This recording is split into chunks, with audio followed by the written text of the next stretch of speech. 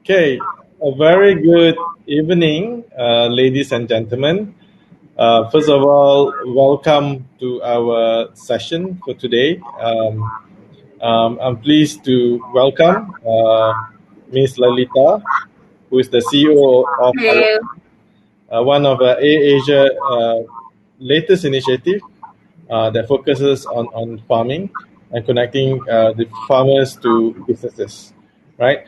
Um, Let me just set the context why this is important, right? Industry 4.0 driving the economic sectors from Malaysia. As a nation, we must ensure that data is being generated and collected so that it can be harnessed uh, to obtain new insights for the well-being for the nation and society. And one of the key aspects of Malaysia 5.0 is to build the digital infrastructure to allow Malaysia to leapfrog to the digital age, where data is one of the key critical elements. We need to ensure that the elements of data are in place, right? MDEC actually focus on nurturing, enable and empower digital businesses as part of our continuous effort to drive the digitization agenda for the country by amplifying the use of data and data technology, uh, for example, data analytics and AI. And this is actually the focus of today's session for today, right? And as part of our effort, we want to make sure that the businesses realize the potential of being data driven and how companies can leverage on digital platforms as well as data to make informed decisions, as well as to help to pivot their business and also to look at new opportunities to grow, right? So with me here today, we actually have Miss Lalitha. Let me just read her brief bio. Right. Um, Lalitha is actually the CEO of OURFARM, which is actually a B2B e-commerce platform connect local agriculture producers directly to business. And OURFARM was established in recently in June 2020, and it's a collective effort by AirAsia Group with full support of Ministry of Education. And prior to this, Lalitha was the CEO of Our Shop, which is the e-commerce arm of AirAsia. And she's also an award-winning project manager, where she spearhead, AirAsia Wi-Fi project, the Rocky, that led AirAsia into the Malaysia Book of Records, as well as winning the Asia Pacific Award for the best airline uh, experience 2018. Right. So previously, Lalitha works in the telco industry, and she held management position in Time.com, Celcom, Axiata, and Nexus. Right. It's a pleasure to invite to Lalitha to be for you to be here today. We're actually happy that you agreed to be in our session. Thanks for having me. Thank you very much, Dr. Karl. Right. So perhaps you can tell us a bit about how our farm started, and how does digital platform plays a critical role in developing our farm. Okay, so our farm is not too old. We started in June of 2020. The idea popped about right in the middle of MCO in March when our planes were not flying, borders were closed, AirAsia was in hibernation. A lot of people were requesting for refunds, and I'm sure a lot of you were impacted by that as well. Asia being Asia, we not want to put our head in the sands and start crying. What we did was we pivoted businesses. So the business I was managing at that point in time was Our Shop. And Our Shop was a marketplace for duty free and be it whether you pick it up in the airport or be it delivered to your seat, we were selling duty-free items, anything from all the Pradas in the world to all the Calvin Kleins and all the liquor and all the makeup and whatever not was being sold on the portal. So come NCO, no one's buying, no one's buying duty-free. What do? We decided to pivot to a home delivery business. So we started selling many things from fashion to food to shoes, to everything on the platform. We went out with a big campaign called Save Our Shops. Because a lot of the shops were closed, we started speaking to small little merchants out there who were nail parlors or hairstylists who had no way of making an income. We helped them push their produce or their products on our platform. But out of this initiative, we realized two things. One is it's a pandemic. No one's going to buy nail polish and hair products. People were more into buying food because, everyone was hoarding, everyone was panic buying. So food was the main source of purchases on the platform. At the same time, we also realized our own Santan business. We have a Santan, we had a Santan cafe then, but now we have many cafes already. Was having shortage of their fresh produce because mainly all the farmers, they were cut off from the market. They depended on many middlemen who could not reach them, and they could not reach the middlemen. Therefore, they were throwing away their produce. So how data came about in this sense is, number one, we understood trends from our current businesses. We went about understanding trends from external parties. We listed things were in our face. We read newspapers every day. We heard the news every day. The different politicians, the different MPs, everyone was talking about how farmers were being marginalized in this whole situation and they were having issues. So Tony being my boss, decided that he needs to do something to change that situation around. So we used an existing platform called the Our Shop platform. We pivoted that to our farm. We realized that there was a good measure that we could take to eliminate the middleman in the realm of the fresh produce business. We started connecting farmers directly to businesses and providing the logistical transport in between through our sister company Teleport and in partnership with the lorry as well. So yes, data comes in many forms. It's observation, it's from the news, it's from our own platforms. Everywhere had data touch points for us to reach out to, and that's how this whole project started.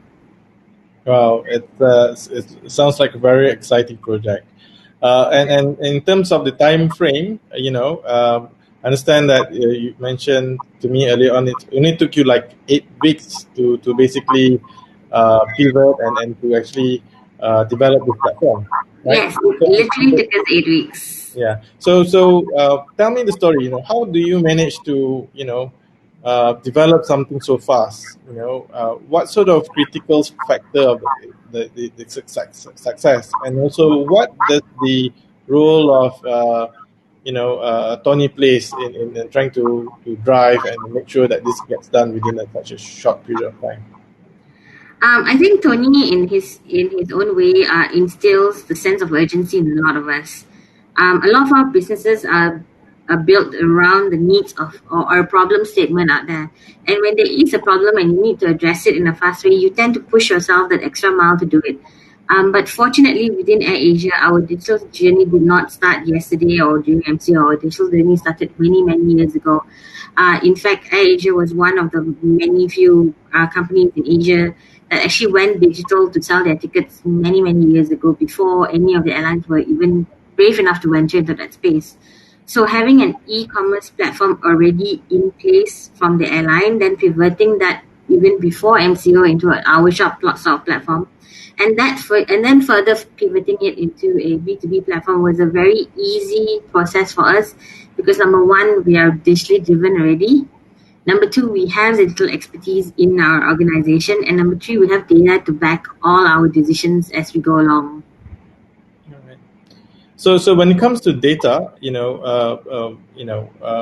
how big it's your team within the organization that does data? Do you have like a dedicated team that analyze data, also to provide you with the insights needed to drive that business decision? Yes. Yeah. So in AirAsia itself, there is a huge team. They call the Center of Excellence. And reason why we have a huge team in AirAsia is because it's not only one business. It's not only AirAsia's business, right?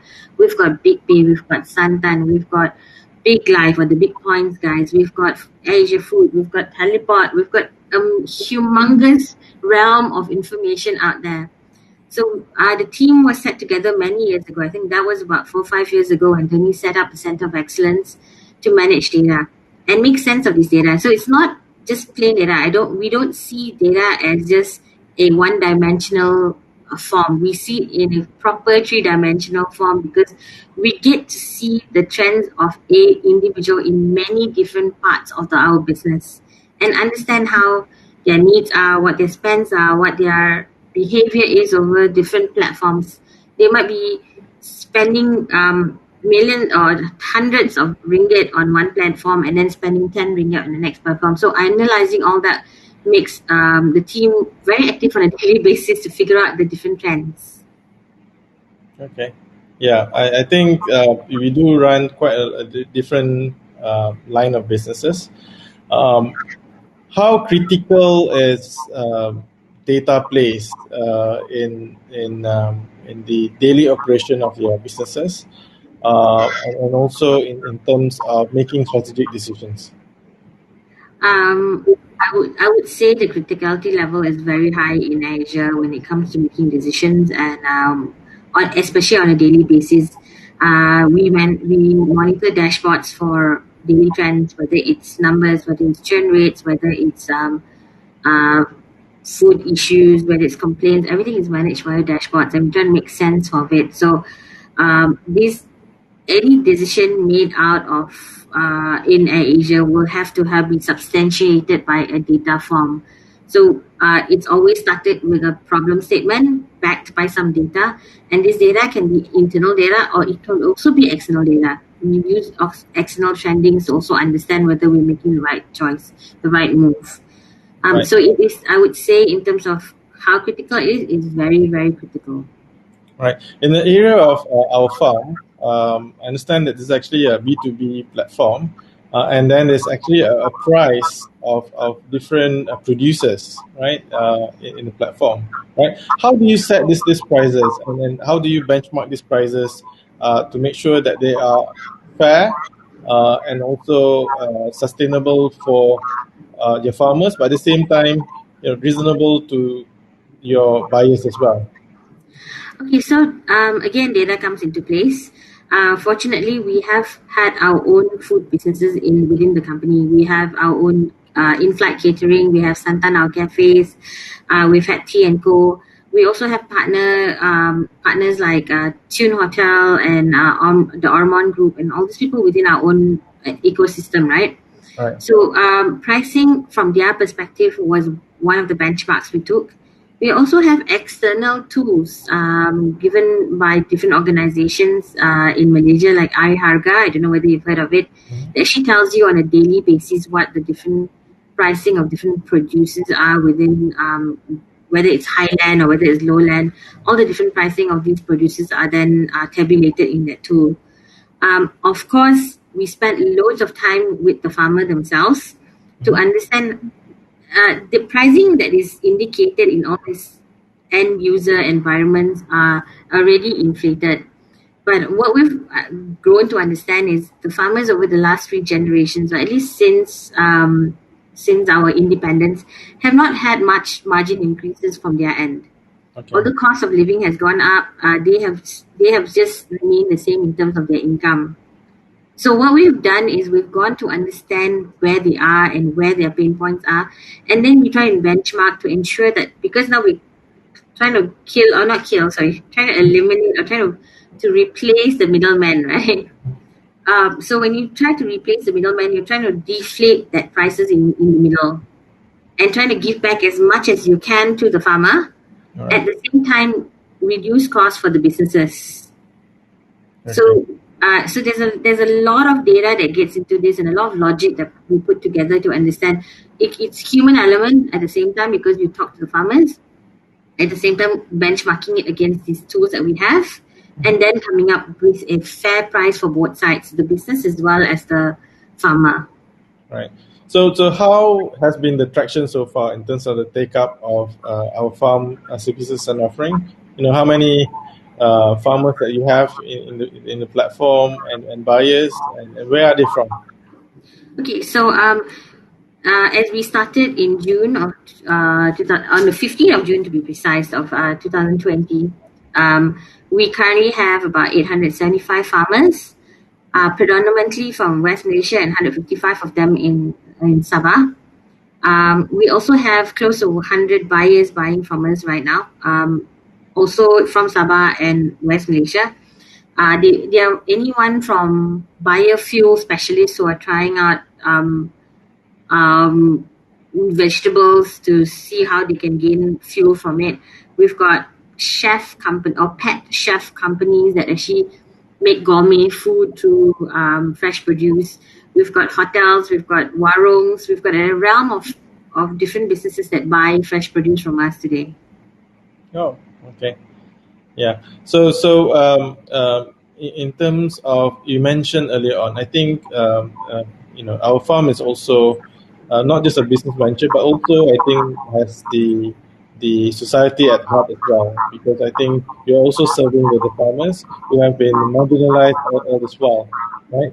So in terms of I think one of the challenge in the agriculture industry is one of the most underserved industry when it comes to digital, but also I think initiatives such as this, right? So when you look at the farmers community, I'm sure that you go down the ground, right? So what do you see the opportunities and potential when it comes to data driven solutions or getting them to be more digitally savvy? I think if I were to put a percentage out there, I would say that about 20% of the farmers are somewhat digitally savvy with mobile phones and tablets and so on and so forth. But there's a good 80% of them who are still very old school. When I say old school, you deal with them and they give you those receipts that are handwritten on a piece of paper or behind an old newspaper and so on and stuff like that, which is very, very, very old school. So the challenge there is for us to educate people and bring them up to digitalization and make them realize that how a digital platform can not only ease a lot of their tasks, but also help them understand where they are. Today, a lot of the farmers, when we speak to different financial organizations, also have issues getting funding from the government because they do not have proper bookkeeping. As basic as managing an income statement is already a big problem for them.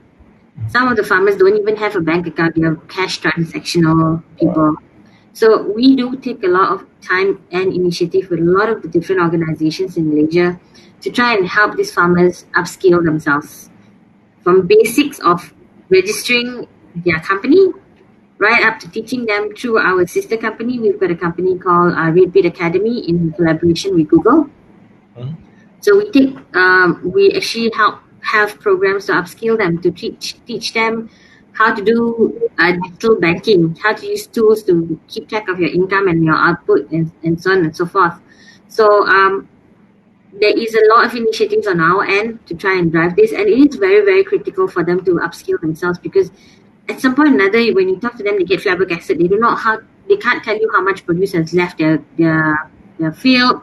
They can't tell you how much money, whether I've even banked in money to their account, they're not aware of it.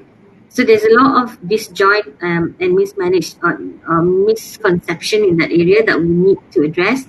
But I'm in a fortunate place today to be able to do that because we are at the ground. My team and I are at the ground, speaking face to face with these guys and trying to get them into that new way of working. Yeah, so you can see that there's quite a lot of opportunity in this area, and MDEC has done quite a fair bit of pilot projects also in the area of agriculture. We have projects on the chili farming at Kuala Langat. We also have projects about aquaculture and whatnot as well, right? So you can see that there's a hunger of technology, but someone needs to show the way. Right, so I think by having our farm and also corporates trying to look into this area, not just for the profit but also for the societal uplifting as well. I think this is key moving forward, and this is actually the foundation that we need to do before companies they need to to be digitally present before they can actually look at how to use data for to be able to use data to manage their finances, to be able to manage their farm operations and whatnot. right, moving forward.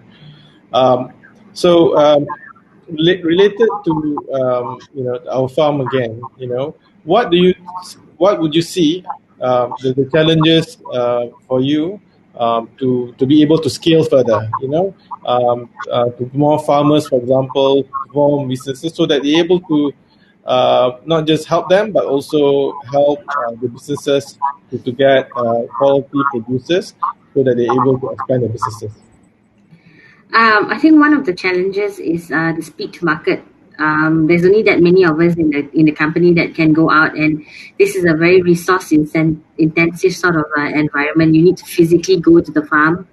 It's not something that you can verify over the phone whether the guy is selling Timon, which is grade A or grade B or grade C. You need to be there to physically look at that Timon to see whether it's of good quality, whether a Timon is even a Timon or not. Mm-hmm. So those are some of the challenges that we have. The other bits of challenges that we also have is the fact that a lot of these farms, while we have big intentions of digitalizing them or getting them on e-commerce platforms, they do not have mobile coverage. So when there's no mobile coverage or even data coverage, some of them have mobile coverage but no data coverage. So when the minimalist entry point is data, and they don't have the coverage to do so, then we've lost the battle already there. There's nothing I can say to convince them that they need to be on an e-commerce platform after that. Okay. And I can't expect them to go out to the nearest town for them to get data. So those are, I think, one or two of our biggest challenges that we are facing today. Number one, resources, and number two, the fact that digitalization is near to impossible for some areas because of the fact that the infrastructure does not support it. Okay, right.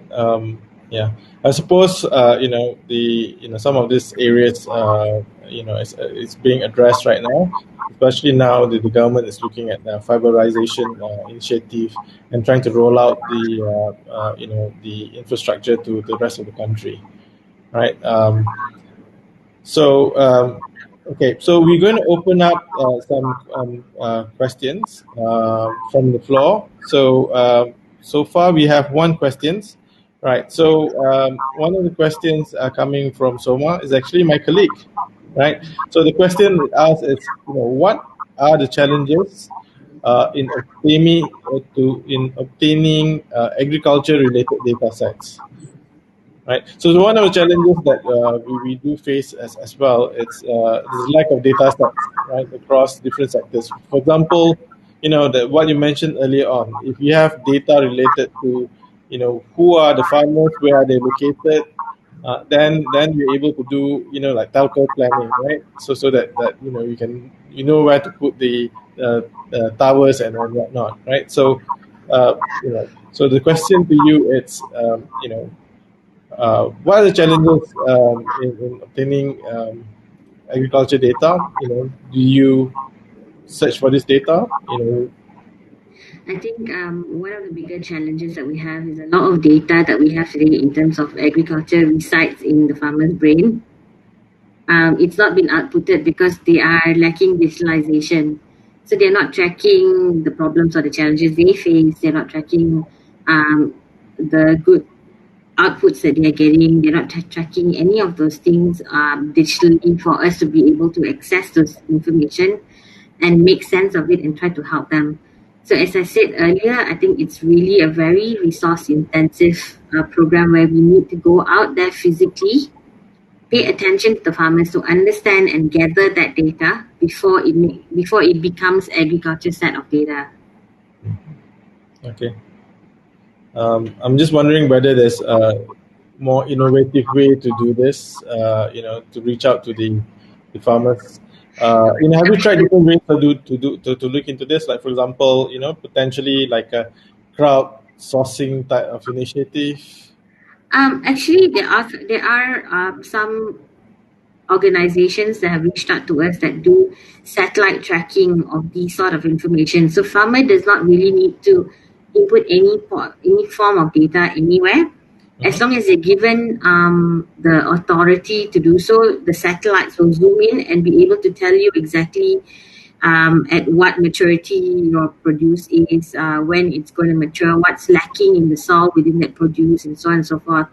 But those are still prototypes out there. I think it's done by a company in India that has not reached our land yet. I'm sure that many other companies in Malaysia that have been doing it, but same, I think, across all of the majority of us don't come from that agri environment.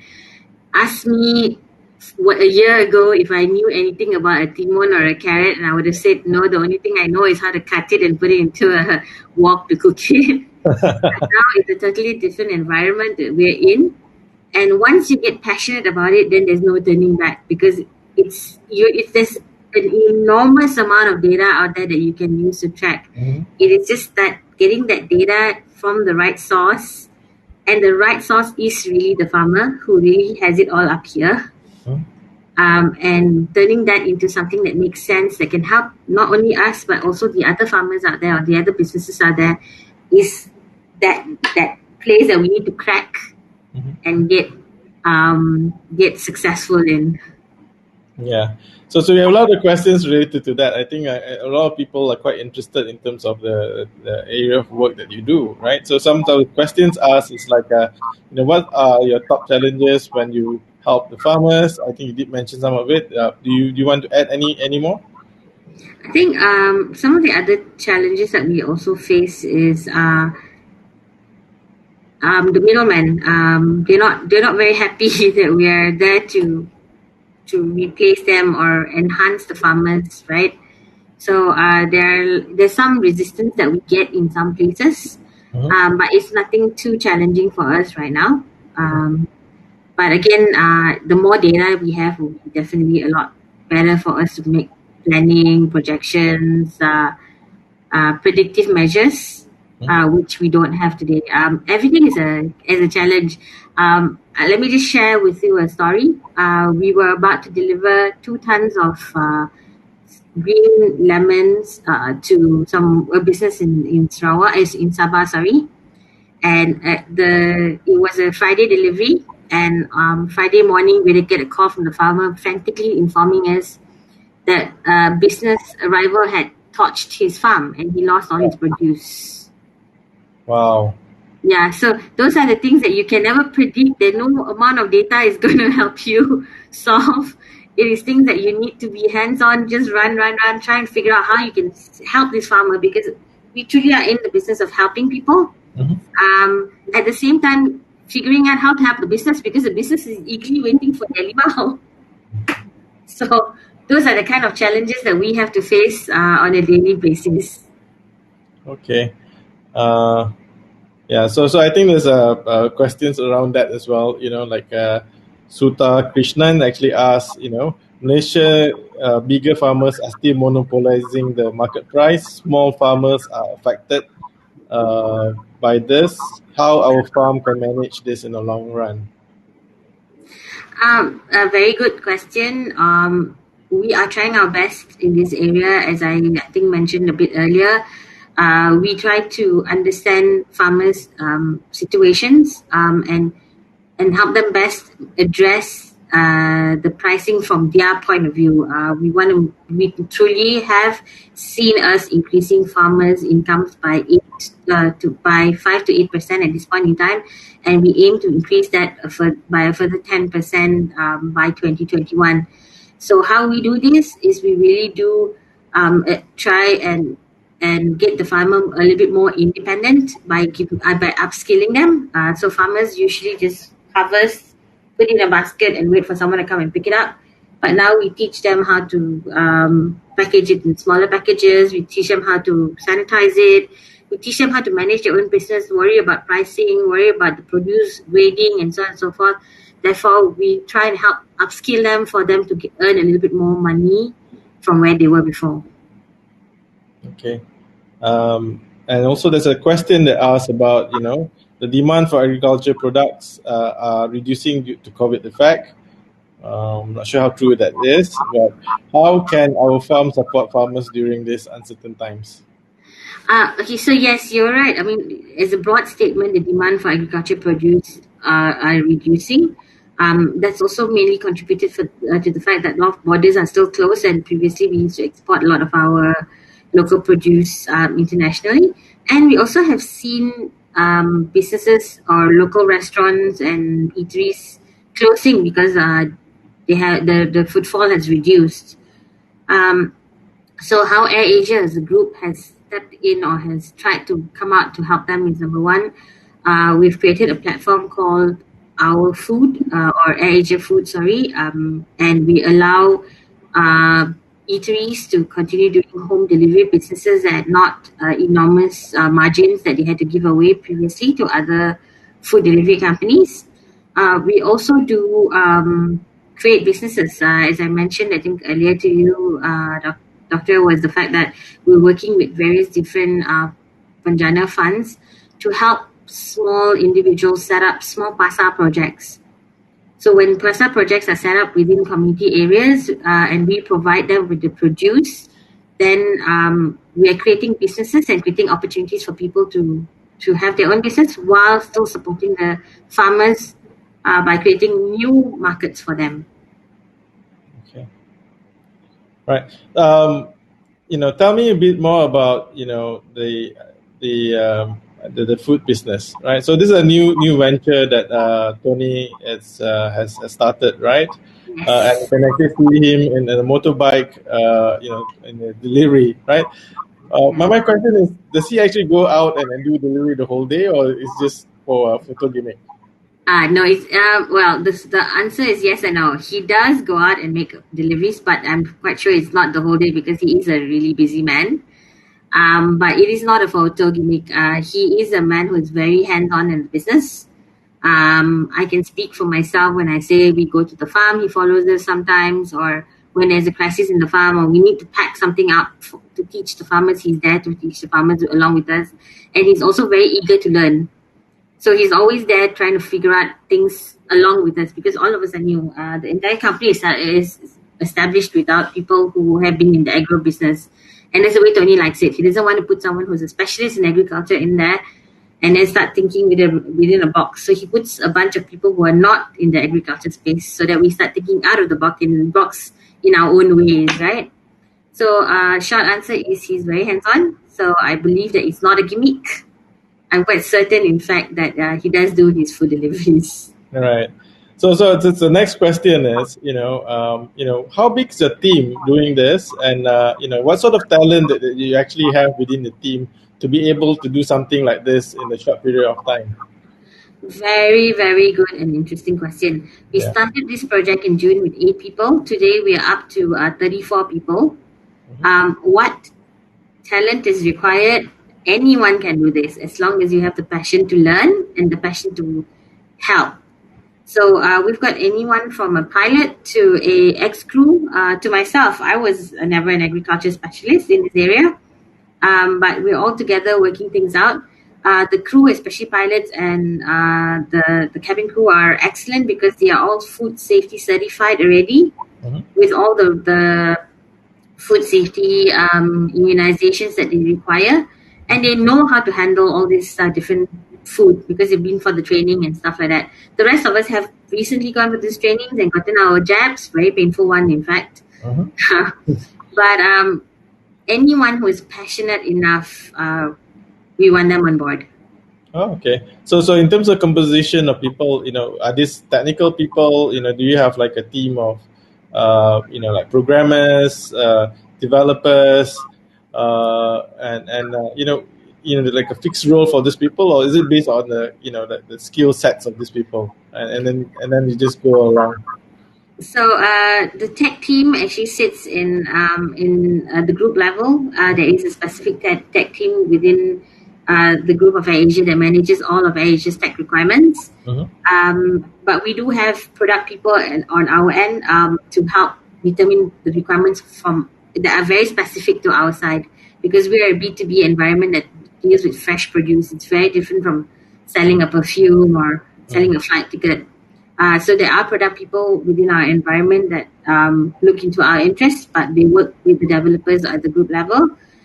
In terms of the other skill sets within the group is our business development to get in more businesses to buy with us, our farmer management team, who are predominantly people who have worked in our ground crew before, or who are ex-crew members. They're very passionate about it because they get to speak with people, and that's what they want. Then we've got our operations team to make sure that things are running smoothly. We've got our logistic team that manages the coordination of logistics, and of course we have our marketing and commercial team. Right. So it requires a lot of different talent from different perspectives to make this work. About does any of your team members how competent are they when it comes to data literacy? Are they very do they look at data in terms of decision making, in terms of the area of work that you do? I think anyone working in AirAsia is data first in our approach. Be it data that's shown out from a computer, or data that's presented to us in terms of our observation and data from the news. So let me give you an example of what happened just before Diwali. Deepavali was last Saturday, I believe. And we had a farmer coming to our office, and he was in tears telling us that he had an oversupply of eggs. And getting into Deepavali, he's going to have eggs that are going to be in his store and not going to be purchased, and therefore he's going to go into loss of business. So gut feeling told us, it's Deepavali, we're going to close our business as well. I mean, majority of us, not closing the business, but majority of us are going to be on leave. The business is still open, but a lot of businesses also are reducing their intake, so let's not take eggs from this guy. We try and help him with maybe 100 or 200 trays. But when we looked at data around us, there were press releases from Parliament where they spoke about the farmers suffering, the egg farmers suffering. There was data showing us there was an increase of the egg requirements within our base, within our own organization. So we did take a risk. We did go out with the data that was presented to us in our hand. And that was almost a week ago. Last week was Deepavali. Now is one Saturday. Tomorrow is Saturday already. We have managed to clear almost 3,000 trays of eggs and help the farmer. So he had 1,800 trays in his stock. We cleared all of his. Then he told us about his brother who needed help, and we cleared all of the brothers. And now we're clearing a lot more. So data plays a very important part, be it whether it gets churned out from a computer or whether it's observational based data. Okay, right. So that's actually a very, very good example of how data can actually plays important role in driving the businesses, and also to make the right decision at the right time. Yeah. Right. So okay. So let me just look at another questions. Okay. So just moving forward, that's what are the current strategies that is currently employed by OURFARM to make sure that whatever initiative that you do right now is sustainable and scalability moving forward? Because you did mention that there's some challenges in educating the farmers. There's some challenges in terms of predicting the demand, right? So we still have to look at the data points as well, right? So moving forward, how would you look at employing what strategy to make sure that this is more sustainable moving forward? From my observation, and this comes from observation of the last 5 months, the farmer industry is of an aged society. They're 65, they're 58, they're 72. When you speak to these farmers, children are doctors, lawyers, engineers, pilots, whoever not. So the next generation has not been formed to take over the business. I think one of the ways to be sustainable and grow in the digitalized business is to get the youth excited about farming again, or in other words, make farming sexy again for them, right? Make it an industry that people want to gain into. And what better way? I mean, if I go up to say Joe on the roadside, or Ali or Mutu or whoever not on the roadside, and I tell them that, hey, I give you a piece of land and you please grow chili. they'd be like, but I did my degree in IT, or I did my degree in data science, or I did my degree in marketing. Why would I want to do that? Because that's the mindset now, right? But if I go to Ali or Muthu or whoever not on the road and I say, hey, you know what, I've got a piece of land for you that you can grow data, you can grow chili, but I'll give you an iPad that lets you flying a drone to fertilize. I'll give you another iPad for you to use a robotic arm to do the harvesting of it and all those kind of things. Then suddenly, hey, my IT degree makes sense, right? I can use my IT experience in this environment, or the world is digital again. Wow, this is now something I might be interested in doing.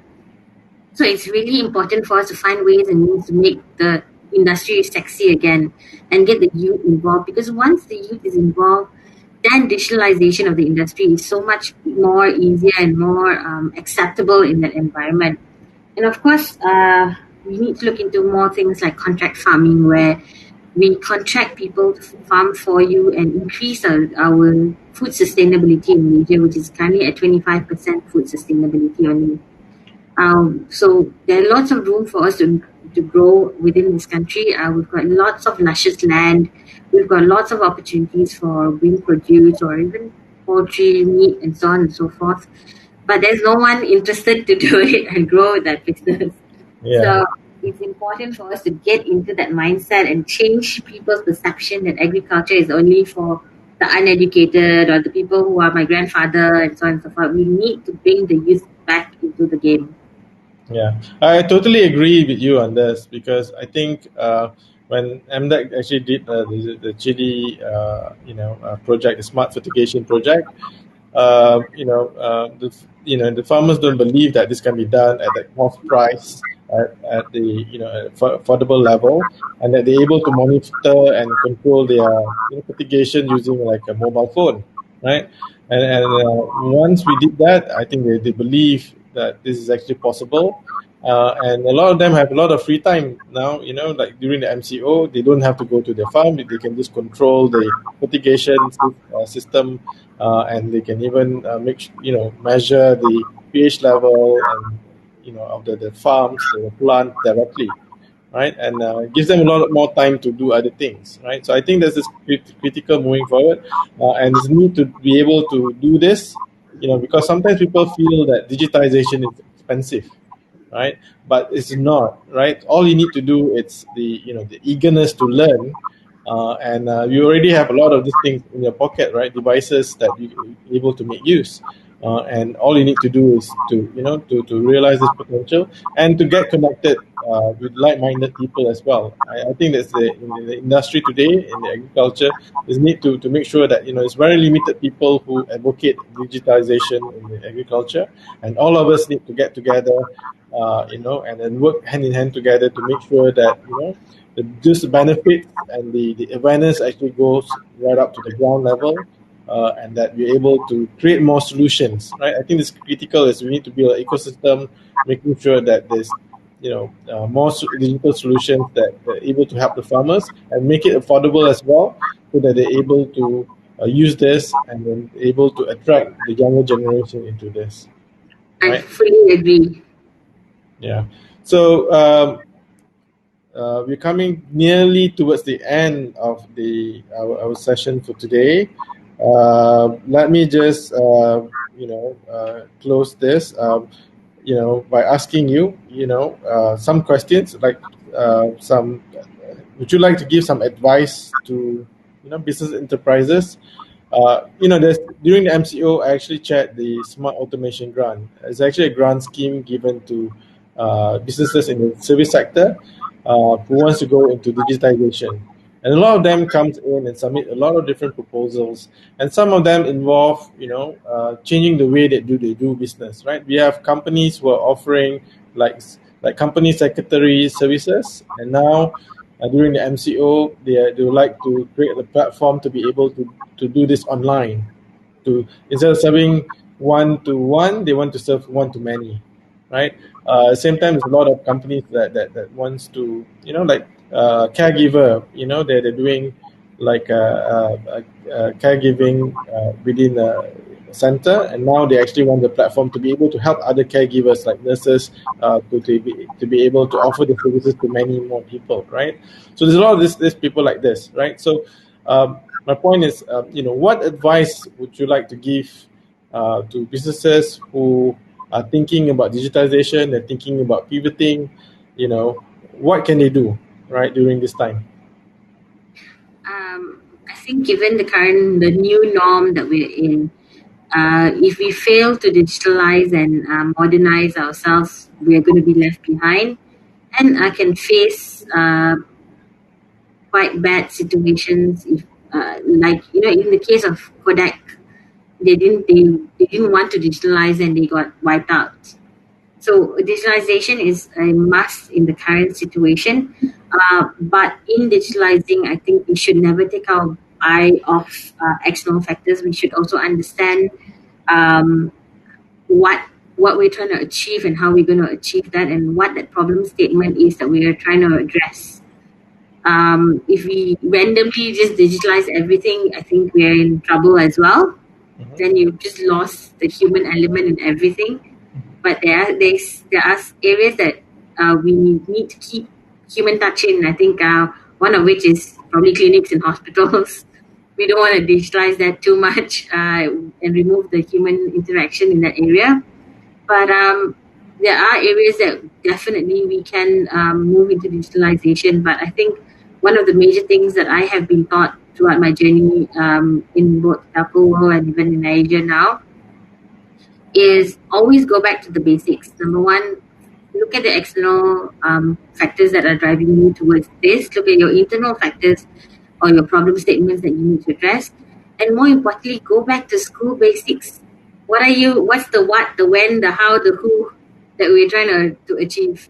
If you don't have the answer for all this, go back to the drawing board, go back to the basics and address all of those before coming out with a plan. Okay, excellent advice. And how would data plays a role in trying to achieve some of these outcomes that you mentioned earlier on? Yeah. So data, I think I saw a video recently of two kids trying to explain how data works. Data can be in any form. It can be in the form of hair color, an eye color, the food you eat and all that.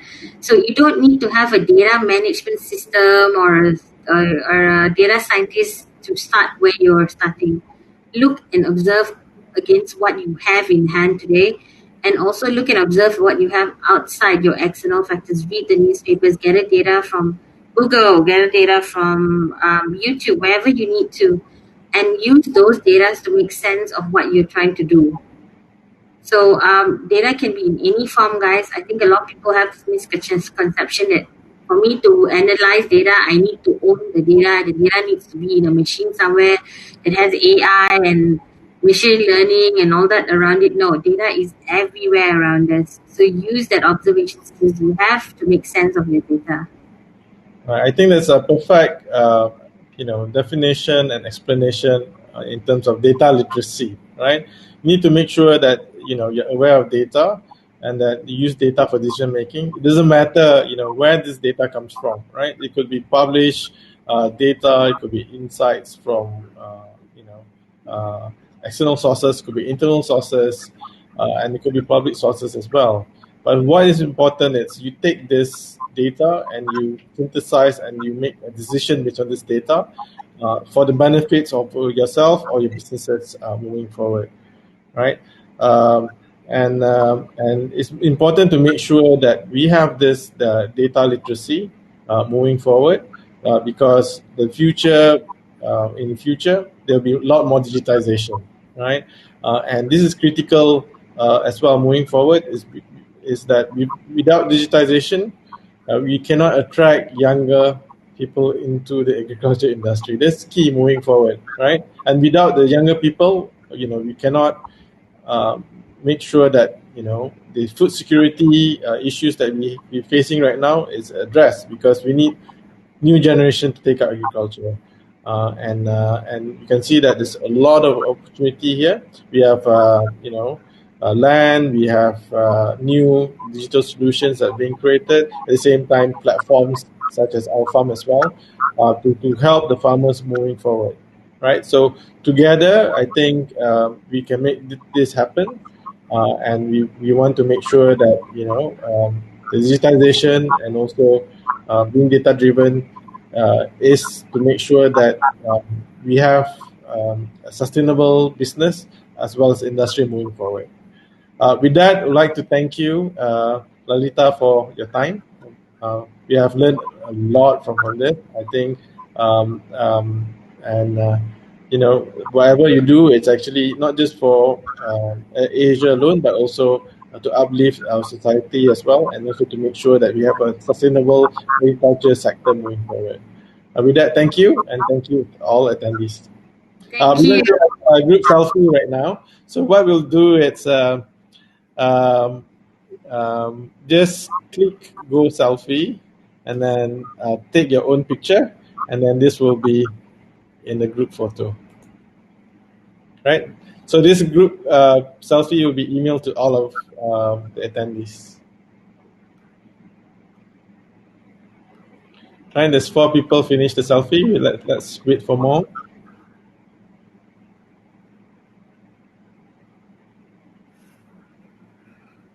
Okay, please click the button, the selfie button, take the picture, and then you'll be part and parcel of this picture.